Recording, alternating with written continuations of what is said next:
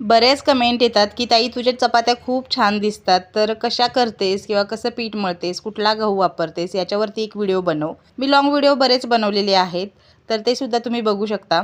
आणि या व्हिडिओमध्ये सांगते, इथं मला कुठल्याही पर्टिक्युलर ब्रँडला प्रमोट करायचं नाहीये, पण तुम्ही एवढ्या सगळ्या कमेंट करता म्हणून मी तुम्हाला सांगते. महालक्ष्मी लोकवान गहू मिळतो 50 रुपये किलो, तो मी चपातीसाठी वापरते. तुम्ही पहिल्यांदा 5 किलो आणून बघा, तुम्हाला जर त्या चपात्या आवडल्या तर मग घेऊ शकता. आणि चपात्या कशा करताय असं विचाराल तर जशा प्रत्येक घरात बनवल्या जातात तशाच चपाती करते. पहिल्यांदा तर पीठ घेते, त्याच्यामध्ये मीठ घालून थोडं थोडं पाणी घालून पीठ मळून घेते, चांगलं कस लावून. पीठ थोडं कठीणच मळायचं. पिठाला वरती पाणी लावायचं, पातेलं घालून 20 मिनिटं ते अर्धा तास कणिक छान भिजायला ठेवायची. अर्ध्या तासानंतर कणिक छान भिजलेली असते, हलक्या हाताने थोडीफार मळून घ्यायची आणि चपात्या मस्त लाटून घ्यायच्या, जशा तुम्ही लाटता घडीच्या, उंड्याच्या किंवा अशाच छान होतात चपात्या.